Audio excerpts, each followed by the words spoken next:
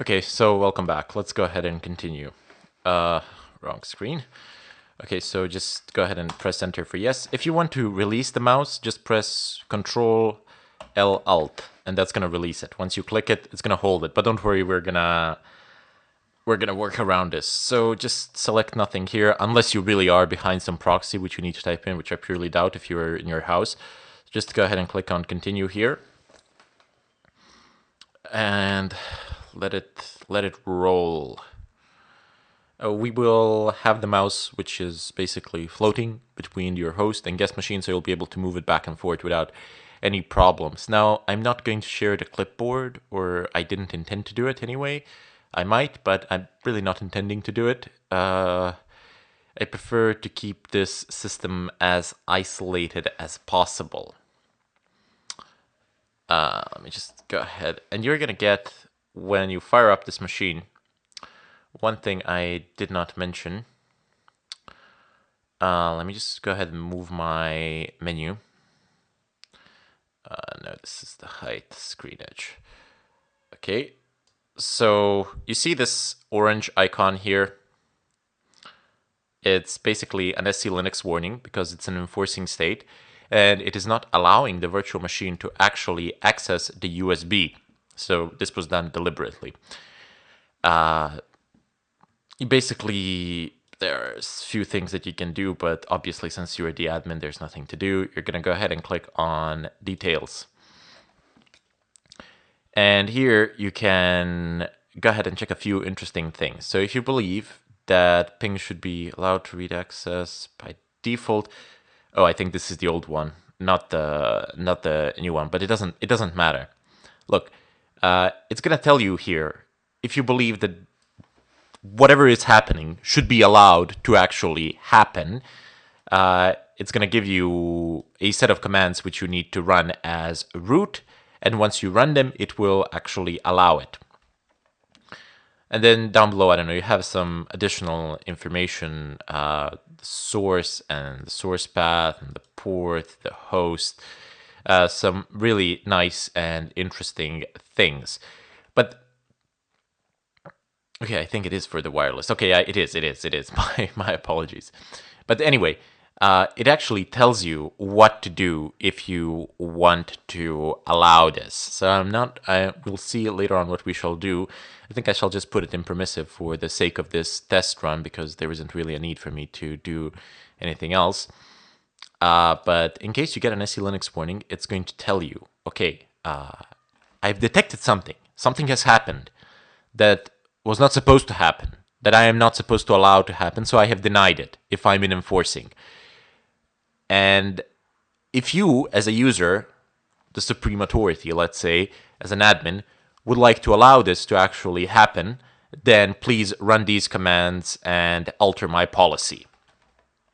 Okay? So no big deal. You can just close it.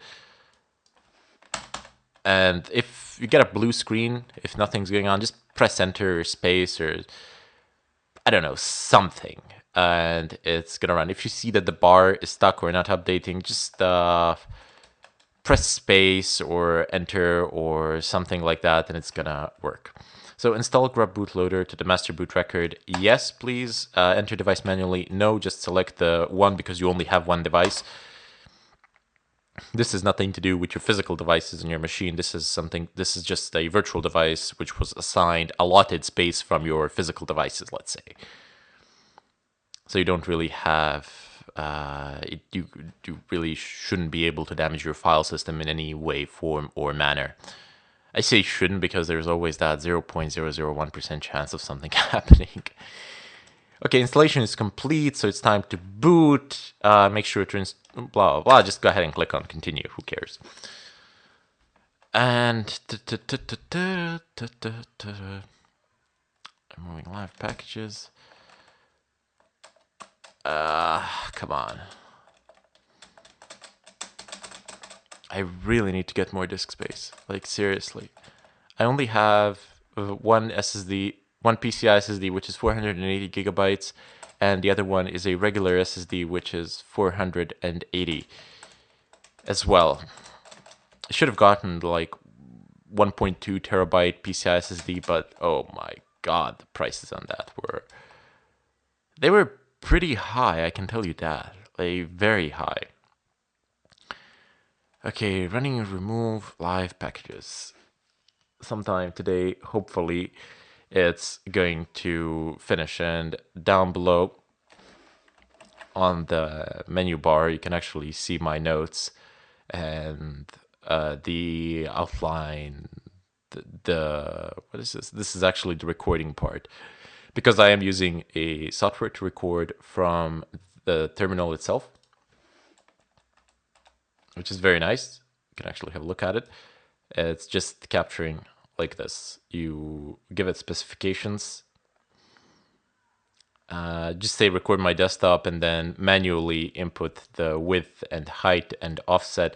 The offset is good because if you have multiple multiple monitors, you can offset it by one monitor. So I'm recording the middle one. Okay, so 80, as you can see, just press space or something like that because the screen stops updating for some strange reason. And just go ahead and select Kali Linux. And there you go. SC Linux alert, AVC denial. It doesn't allow the USB to be passed or to be accessed. So details. Okay, so there we go. The proper thing that you would, if you wish to allow this on permanent basis, you can basically just run these commands down below. There are two of them here without the hashes, so no hashes as root, and that should be fine. I, for the moment, am really not gonna do that. Because this is a demo, I'm just gonna type in set enforce to 0 and then get enforce, which is in permissive mode. And then I'm just gonna force off the machine. Also, I need to add a panel input, and then I call this evil touch, but it's EV touch. USB graphics pad finished. So we have a floating mouse. And leave this device here. So just go ahead and play the machine again, run it. AVC denial happens again, but now it's in permissive mode. It's going to warn you again, but it's going to allow the action to actually take place. So I'm just gonna log in with root and then type in the password and sign in. And as you can see, my mouse, it's actually able to go back and forth between the machine, between the host and the guest machine. Okay, so the screen, it's fairly like ugly. So let's go into system settings.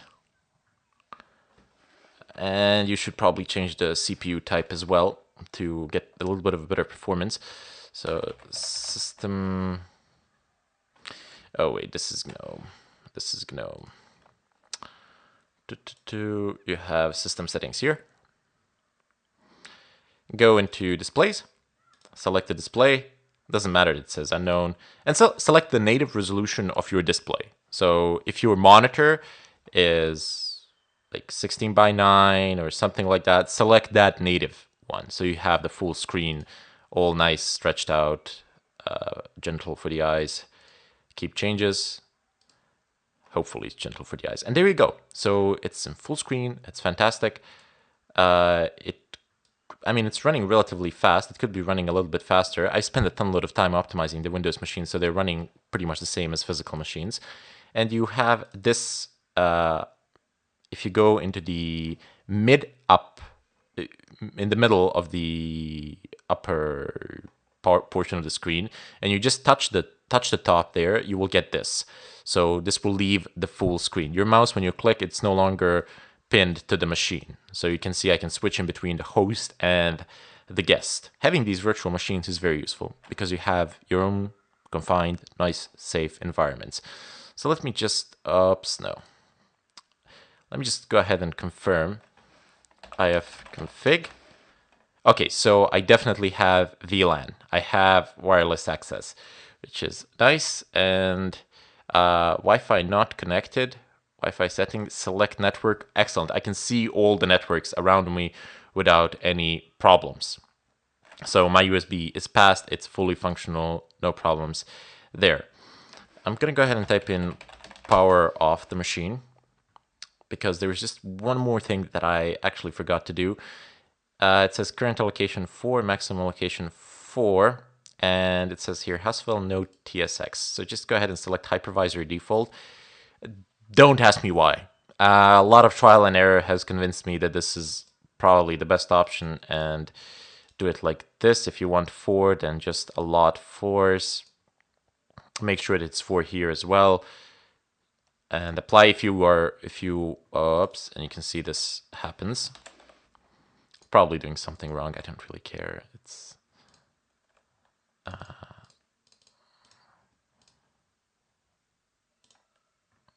okay. There we go. So that's just it. That's all you really need to do. Now go ahead and play the machine again, and you're gonna get this smaller screen while the machine is actually loading.